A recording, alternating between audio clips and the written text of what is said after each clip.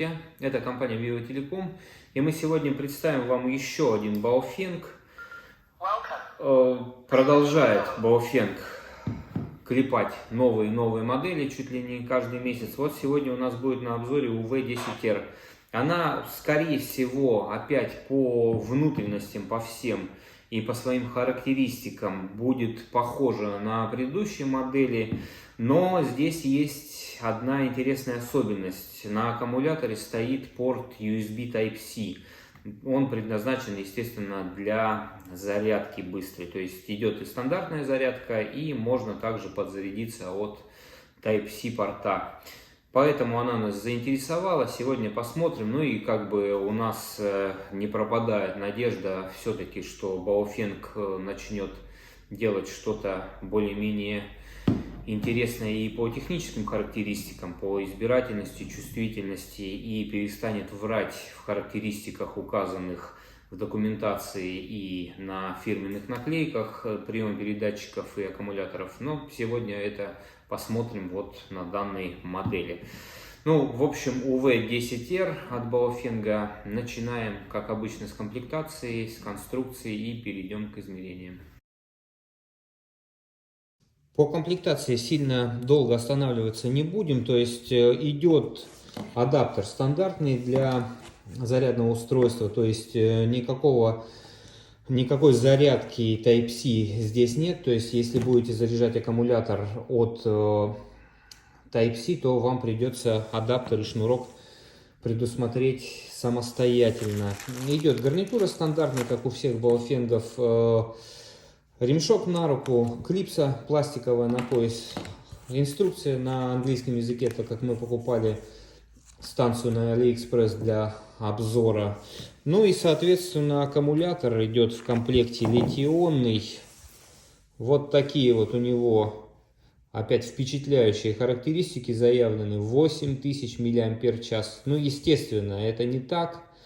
По нашим замерам мы получили всего лишь 1288 мАч. Ну, то есть это позор. Все наглость, указанная на наклейках, все выше и выше. То есть в этот раз аж в 6 раз они превысили реальную емкость. Ну, то есть, сами понимаете, да, беря вот такую узенькую батарею, вы должны понимать, что тут не может быть никак 8000 мАч. Сейчас даже самые продвинутые смартфоны там, от того же Apple или Samsung, имея дисплей в 6 дюймов и располагая батарею фактически по всему корпусу, не могут добиться больше 5000 мА, а здесь вот в такой батареечке Baofeng заявляет, что будет 8000. Ну, смешно, тем более, что здесь две банки должны стоять, так как обеспечивается напряжение 7,4 вольта. Ну, то есть, понимаете, да, насколько здесь рассчитано на каких-то глупцов, которые поверят в такую емкость при таком внешнем виде или при таких физических размерах. Ладно, ну то есть за это придется сразу радиостанции как минимум балл вычесть. Переходим к конструкции. Так, конструкция радиостанции, то есть она на металлическом шасси расположена, печатная плата.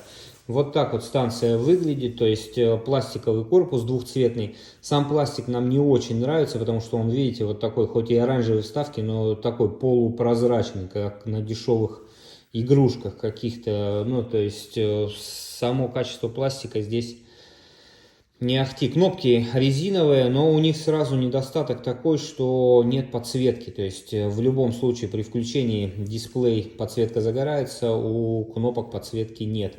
Поэтому в темное время суток с ними работать будет проблематично. Хотя так они выступают над корпусом радиостанции достаточно сильно, где-то на 2 мм, поэтому нажимаются более-менее нормально. Ну, мелковаты, конечно, но пойдет. Разъем, как всегда, идет от радиостанции Kenwood, двухштырьковый, с этим проблем нет. Кнопки также стандартные, как у всех Baofeng'ов, то есть две функциональные клавиши и кнопка передачи. Все они выполнены из резины тоже.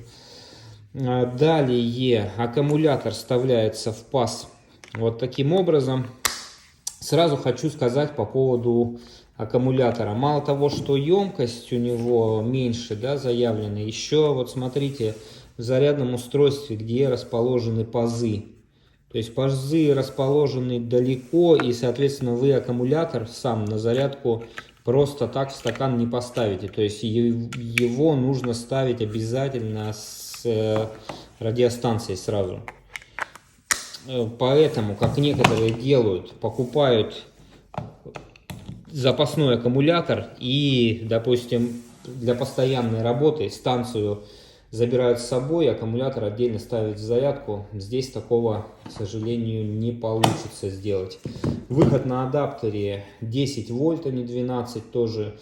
Ток у него 0,25 ампера входной и выходной до 0,5 ампера. Ну, то есть с такой емкостью батареи примерно часа 3 будет заряжаться. Теперь по поводу Type-C, да, смотрите, какая особенность у него, у этого порта есть. Изначально, когда мы подключаем зарядное устройство, мы подключали специально, брали адаптер на 2,1 ампера, ну, для того, чтобы обеспечить максимальный ток заряда, да, если он предусмотрен при зарядке данной батареи. Так вот, ток заряда составлял изначально 0,7 ампера, но потом он падал до 0,3 и даже до 0,1. Причем это не в конце зарядки, а это фактически сразу было, поэтому заряжается батарея от USB Type-C достаточно долго. То есть у нас она была не до конца разряжена, и то нам пришлось ждать около 4 часов и до ее полной зарядки. То есть тоже вот такая неприятная есть черта у данного аккумулятора и у данного типа заряда. Но плюсом является, как вы видите, здесь есть индикатор зарядки, то есть когда батарея заряжается, он красным горит, когда она полностью заряжена, зеленым. То есть индикация полного заряда здесь есть. Опять же, смотрите, порт открыт, тоже это является минусом, то есть могли бы чем-нибудь заглушить, какой-нибудь резиновой заглушечкой. Так, сверху, как обычно, у нас идет фонарь вот такой светодиодный, индикатор работы расположен посередине, динамик у нас тоже посередине, подсветка дисплея у нас белого цвета в этот раз. Но по внутрянке я сейчас перейду тоже, ну, то есть по интерфейсу все от баофенгов других, то есть ничем интерфейс не отличается. Теперь вот еще недостаток мы увидели, смотрите, на регуляторе громкости фактически никакой риски по текущей громкости нет. То есть вот я включаю станцию, да, на какой громкости сейчас находится данный регулятор, не совсем понятно. Ну, то есть вот это есть такая вот... Плохо видно, да? Есть такая вот волна с громкостью, но тоже по ней понятно. Она, во-первых, темная, могли бы покрасить в белый цвет, чтобы ее было видно. Во-вторых, все равно она не совсем дает информацию о правильной сейчас, о правильном положении громкости, поэтому тоже это конструктивная небольшая недоработка. Ну, все, переходим тогда к управлению по конструкции, пожалуй, на этом закончим. Ну, клипса, да, тоже пластиковая, к сожалению. Если будете как-то жестко эксплуатировать, клипсу можно быстро выломать. Так, по управлению все стандартно, то есть включается поворотом ручки, и это же является регулятором громкости. Соответственно, вот смотрите, опять помеху какую-то непонятную принимает сразу станция, да? Давайте я переключусь. Изначально у нас слежение только за одним каналом включено, как обычно. Давайте я в меню тогда зайду. Кстати, станция была в канальном режиме. Если вас такое же настигнет, да, то есть канальный режим, он из меню не выбирается. Нужно каким образом его перевести в частотный режим? Зажать кнопку меню и включить питание. Вот, Channel Mode. Да, теперь вы частоту вручную ввести не сможете, только в канальном режиме. Опять же, возврат таким же образом осуществляется. Зажимаем кнопку меню. Так. И ждем, пока не будет голосового оповещения, что мы перешли в частотный режим. Тогда частоты мы сможем вносить вручную. Так, давайте я тогда покажу вам меню. Но оно ничем не отличается от других баофенгов, поэтому сильно долго останавливаться на нем не будем. Я пролистаю. Вы тогда на замедленном повторе сможете посмотреть, какие есть у него режимы.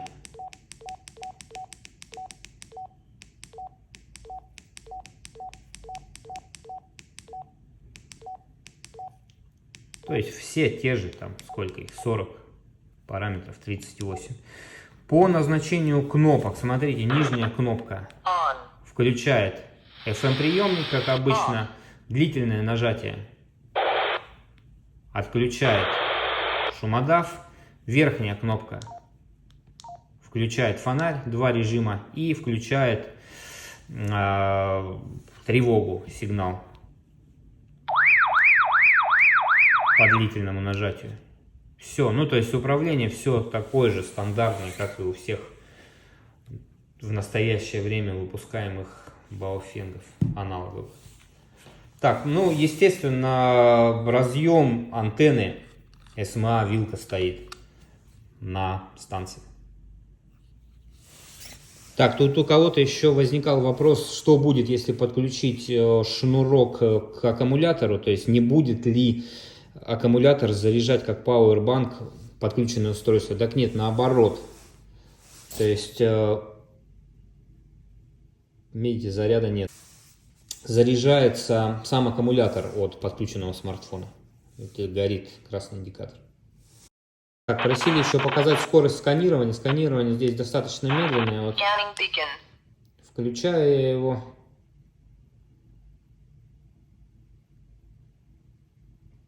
Ну, то есть весьма и весьма медленно. Вот он только мегагерц сейчас прошел, да?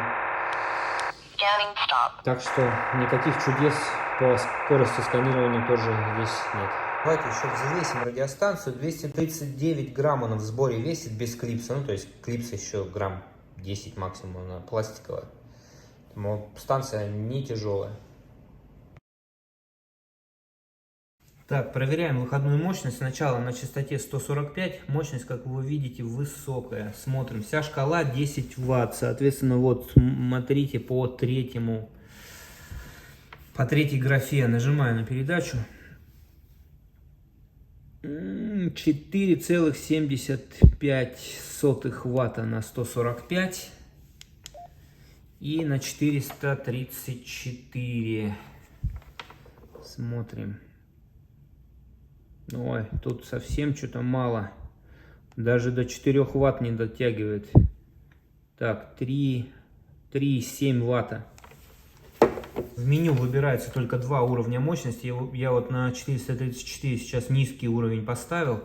Смотрим, вся шкала теперь 3 Ватта у нас выбрана. Так. Смотрим. Так. 1,15 Ватта, да? Давайте будем изучать сначала, как обычно, потребление станции. Вот сейчас на дисплее вы видите потребление в выключенном состоянии, то есть 40 микроампер. В общем, нормально, можно батарею оставлять на станции на длительное время. Так, включаем тогда станцию, смотрим, сколько она будет потреблять. Давайте включать статистику. Так, сейчас я тогда уйду, опять какую-то помеху он уже принимает. Так, ну, видели, да, это при включенном дисплее 100 миллиампер почти потребление было. Так, смотрим. По умолчанию здесь на 3-м уровне стоит сохранение энергии батареи режим. Так мы и будем, соответственно, оставлять. Так, давайте я тогда сейчас сброшу. Явно станция уже перешла в режим энергосбережения. Смотрим, сколько она будет потреблять у нас. Но, как видите, она изначально, когда приемник выключен, потребляет где-то 10 миллиампер. Когда приемник включается, проверяет активность на канале, она потребляет 74 миллиампера. Сейчас мы выждем тогда 60 сэмплов и получим среднее значение потребления в дежурном режиме.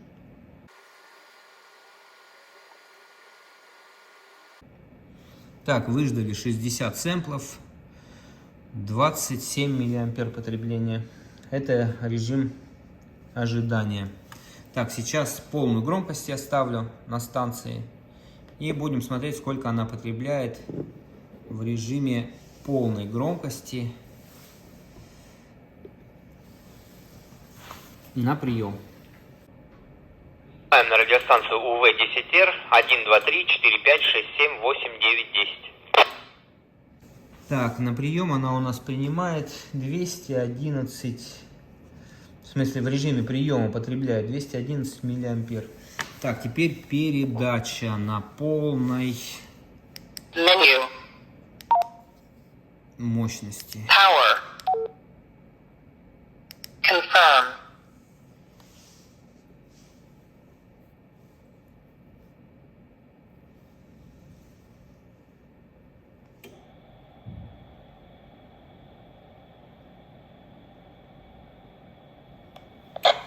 Один ампер ровно.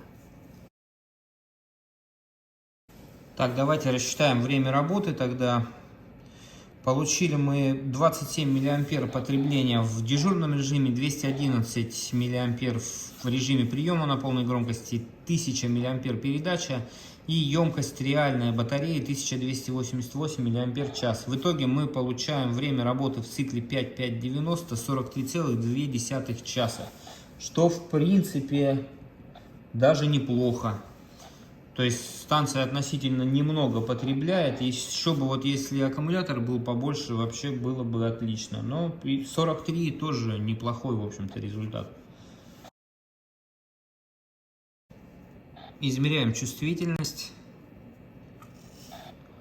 На частоте 145 МГц. Давайте я амплитуду буду понижать. Но сейчас у чипов, вот у этих прямого преобразования, у приемников, в том числе и у Baofeng, проблем с чувствительностью фактически никогда не бывает, поэтому здесь, я думаю, тоже никаких проблем не будет. Смотрим. Когда, шумодав, естественно, сейчас на единичку настроен, то есть самый минимальный уровень. Вот в таком режиме вы, в общем-то, и будете работать всегда. То есть мы шумодав не открываем полностью для того, чтобы измерять чувствительность, оставим его на минимальный уровень. То есть эмулируем реальные условия эксплуатации. Смотрим.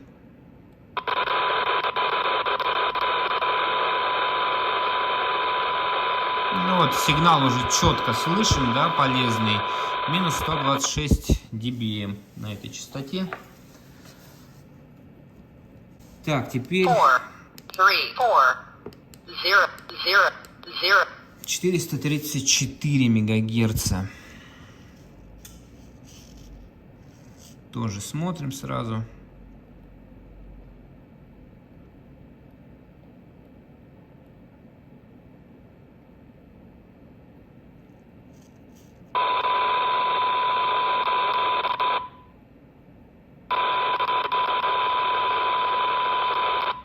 Здесь чуть похуже, минус 124 чувствительность. Так, теперь смотрим избирательность по соседнему каналу. Шаг отстройки у нас 15 кГц. Начинаем с минус 124 dBm, тогда увеличивать амплитуду. Смотрим, когда станция откроется от помехи, отстроенной на 15 кГц. Чувствительность у нас, в смысле уровень шумоподавителя, также стоит на единичке, на минимальном уровне. Смотрим.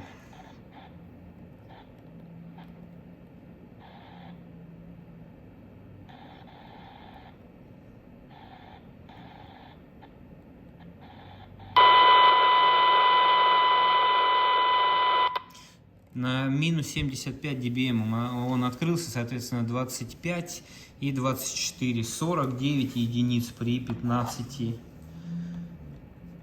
килогерцах. Так, теперь смотрим при 10 тогда. Я сначала тогда ее увеличу. Так, смотрим. 10. Опять же, со 124 отсчитываем.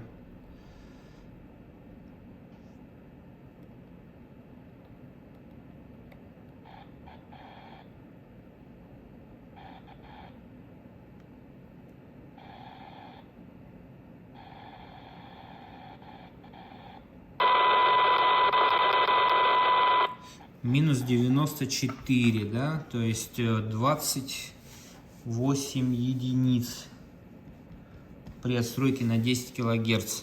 Напоминаю, что недавно мы тестировали BF-H7 станцию, тоже относительно новую от Baofeng. Там, соответственно, эти значения были 46 и 20 единиц.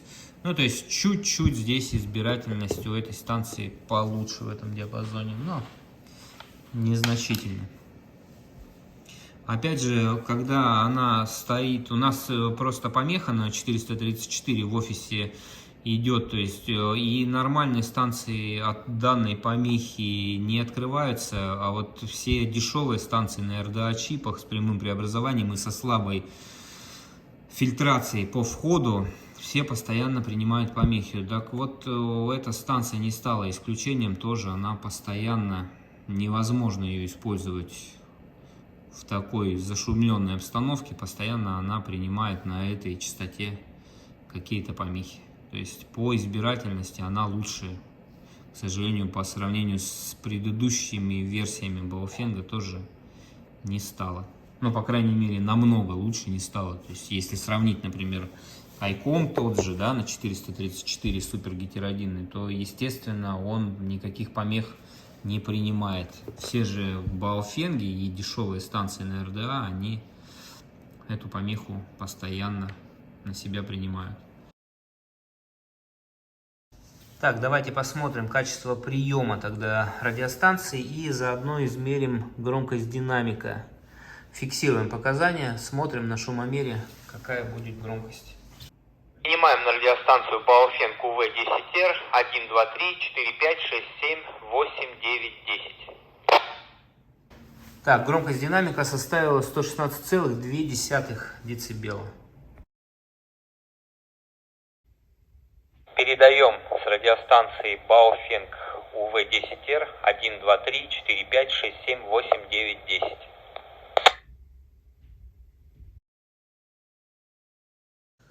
Так, смотрим КСВ штатной антенны. Весь у нас диапазон сейчас от 135 до 175. Есть минимальное значение. Сейчас посмотрим, на какой частоте. Ну, фактически, кстати, на любительском диапазоне, да, 144 ровно где-то минимальная КСВ. Так, значение у нас 1,8 и сопротивление 44,7 Ома. Неплохо, неплохо. Так, в 400 МГц, смотрите, в этот раз не на самых верхних частотах, то есть весь диапазон у нас 400-470. Минимальное значение мы достигаем. Но все равно это, естественно, выше любительских, безлицензионных, точнее, диапазонов в России. Но вот минималка где-то на 157-750, да. 1,32 и сопротивление 41,1 Ома. Но тоже более-менее, но, естественно, хотелось все-таки минимальное значение получить либо на 434 тогда, либо на 446. Эта частота высоковата, конечно, для безлицензионного диапазона. Так, ну что, давайте подводить итоги тогда по радиостанции Baofeng UV10R. В общем-то, особых претензий у нас к ней нет, то есть она такого же уровня, как и предыдущие модели, в основном, да, то есть по своим характеристикам, но есть ряд особенностей. Во-первых, из преимуществ это все-таки Type-C порт для зарядки, то есть если вы где-то ходите постоянно с пауэрбанком, либо в офисе находитесь, да, где есть адаптер с Type-C разъемом, то да, вы всегда можете подзарядить станцию, это плюс. Далее, еще по плюсам, антенна достаточно неплохая оказалась, то есть она как раз на 144 МГц попадает в нижнем диапазоне частот, и значение там 1,8, то есть для портативной антенны это нормально. Ну и в 400 она тоже 1,3, но на 457 МГц, то есть преимущество еще антенка. Но опять же, смотрите, партии каждый раз могут быть разные у антенн, то есть мы не гарантируем, что китайцы постоянно будут с одними и теми же характеристиками эти антенны изготавливать. Поэтому здесь, на данный момент антенна неплохая. Теперь по недостаткам. Зарядка Type-C, к сожалению, имеет нестабильный ток заряда от 0,7 до 0,1 ампера, и это не связано причем с процессом заряда, то есть как сейчас некоторые зарядники при большой заряженной емкости начинают снижать ток заряда. Здесь же это происходит фактически сразу, поэтому и связано это, возможно, знаете, с чем? С большим внутренним сопротивлением аккумулятора. Мы его тоже измерили, сейчас вот у нас прибор есть для измерения внутреннего сопротивления, и получили 285 миллиом. Это очень много для аккумуляторной батареи, соответственно, если там стоит какой-то термодатчик, то при таком сопротивлении внутреннем батарея может нагреваться, и, соответственно, контроллер заряда снижает ток. Поэтому вот здесь эту проблему никак не решить, то есть только использовать тогда стандартное зарядное устройство. У него все-таки ток до полуампера, он заряжать будет батарею чуть быстрее. Ну, то есть можете написать, кстати, в комментариях свой опыт, потому что мы не так много станций заряжали, свой опыт, где все-таки быстрее заряжается батарея. Но я так полагаю, что все-таки со стакана будет этот процесс оперативней. Далее, следующий недостаток. Отдельно батарея не ставится в зарядку, то есть нет полозьев для размещения в зарядном устройстве. Соответственно, тоже этот фокус, когда вы имеете несколько батарей и заряжаете их отдельно, а станцию всегда используете, такой не пройдет. Далее, нет подсветки кнопок. Тоже, если вы в темное время суток будете использовать станцию, то на ощупь, естественно, здесь никаких выступов нет дополнительных, чтобы распознать клавиатуру. То есть все придется делать наугад. Кстати, вот у этой станции, да, подсветка клавиатуры есть. То есть вот следующая у нас будет на обзоре, у UV9R+, она по этому параметру получше, по крайней мере, клавиатура тут намного удобнее, чем здесь, и имеет подсветку к тому же. Далее, само АКБ, естественно, по емкости в 6 раз меньше, чем заявлено. Это, конечно, позор опять очередной, но 1288 мАч всего лишь. Это тоже, естественно, недостаток. Далее, но по времени работы, в принципе, станция более-менее нормально себя показала, то есть в цикле 5-5-90 5% приема, 5% времени передачи и 90% ожидания.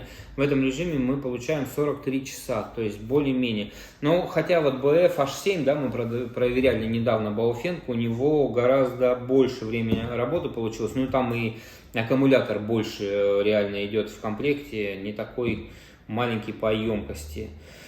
Далее, кто-то из подписчиков написал, что на Алиэкспресс дисплей показан еще инверсный у этой станции. Это тоже может быть недостатком, ну, потому что неправдивая информация. Здесь обычный ЖК с подсветкой, то есть никакой инверсии на дисплее здесь нет. Ну и еще один недостаток — передача все-таки, да, 145 МГц 4,75 Ватта и 434 3,7 Ватта. Слабовата станция, ну то есть обычно-то ту же взять, если BF-H7, у нее мощность побольше.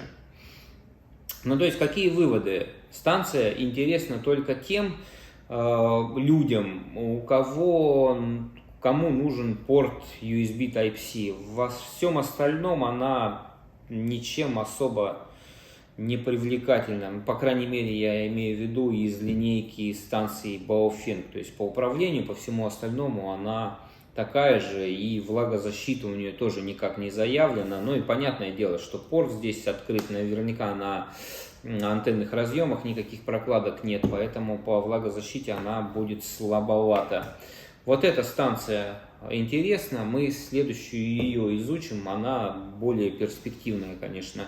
Разбирать мы эту станцию, естественно, не будем, смысла мы не видим, потому что по характеристикам она такая же, как и предыдущие модели, поэтому ничего там нового мы на плате не увидим, поэтому разбирать в этот раз ее не будем.